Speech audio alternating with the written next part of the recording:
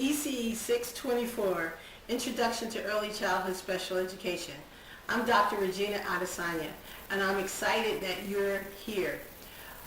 As you know, the Early Childhood Department has moved to place most of its classes that the alternate route students need in an online format. So this is my first time teaching this class in a totally online environment. I'm so excited about it. But however, what I'm asking you is that as we go through the class and you notice things about the way things are set up, please give me advice, send suggestions and tips so that we may improve the format as we move forward. I really look forward to a great semester, and I'm looking forward to helping you learn more about Introduction to Early Childhood Special Ed. This is a very interesting class in that the population of the class, who you all are, is very diverse. Some of you are lead teachers and have been teaching for many years and are now trying to add the P3 to your certifications. Some of you are brand new to the field and looking to get into the early childhood field and to become a teacher. We have to address both of those needs. This course will also provide you with a foundation of understanding about early childhood and special education. So what I've tried to do is to diversify the assignments so that the lead teachers are doing a different type of classroom observation assignment from the people who are non-lead teachers. So in this first week's assignment, where I'm asking you to address who you are, make sure you identify if you're a lead teacher, if you're certified, have a standard license or CEAS, how long you've been in the classroom, or if you're new to the field and you're just looking to become a teacher. If you're a teacher assistant, also let me know that. That will help me identify who should be doing which assignments and how many of which assignments I should expect. For the non-lead teacher, the folks who are just entering the field, those without the CE, or those whose CE was really old, you are now required by the state of New Jersey through the Department of Education to complete what's called a clinical experience. The clinical experience requires 50 hours of in-classroom experiences, observing and participating in classrooms prior to the clinical practice experiences that come later on in our program. In this class, we will accomplish 25 of those 50 hours. This is for the non-lead teachers only. Those of you who are already teaching this does not apply to you. Every one of you will complete 5 hours in an online environment. We will be watching classroom experiences using video and then writing a comment about those observations that we made. However, for the non-lead teachers, you will need to find 5 different classrooms. You will spend 4 hours in each of those 5 classrooms observing. In one of the classrooms, I'd like you to teach a lesson. It could be teaching the kids how to tie shoes, make jello, blow bubbles. It doesn't really matter. You just need to have some experience in teaching a lesson. The classrooms you observe will be diverse. Some will be preschools, there'll be infant toddler centers, there'll be 2nd or 3rd grade, there'll be inclusion settings, there'll be totally special ed settings. The idea of this is to give you some familiarity with all of the different places that early childhood educators could work. We would like you to enjoy this experience. I know for many of you it's going to be a challenge because you work, but you will have to try to figure out how to get that done. 20 hours in the field, that's all we're asking. I'm excited about that, and I think once you go and visit the various classrooms, you'll be excited also.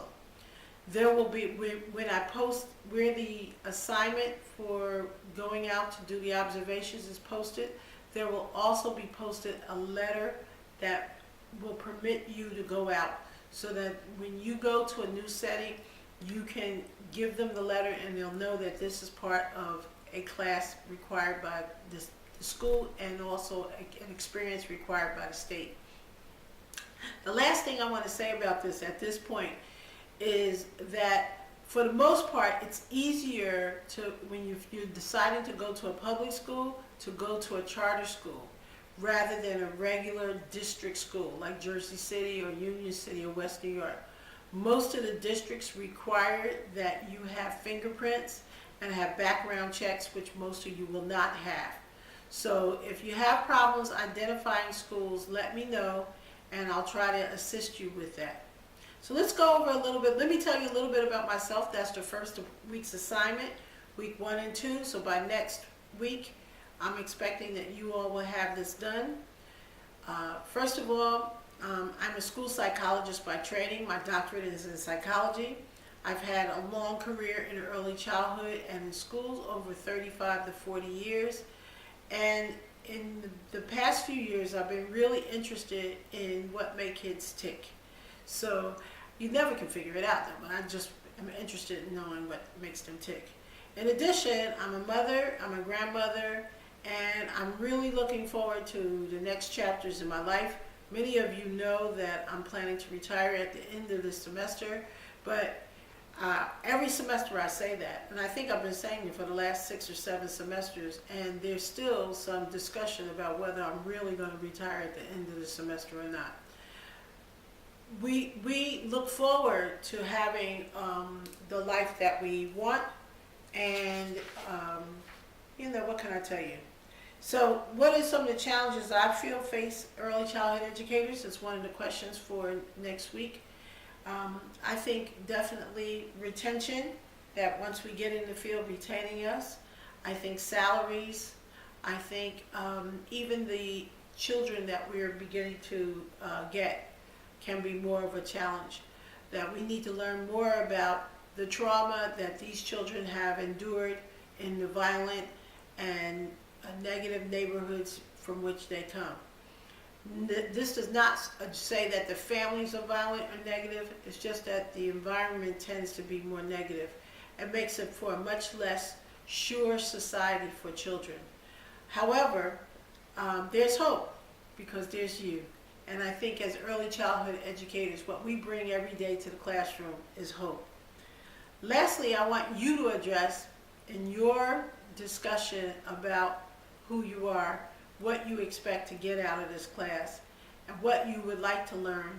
And after reviewing the syllabus, if there's things that are not included, please let me know.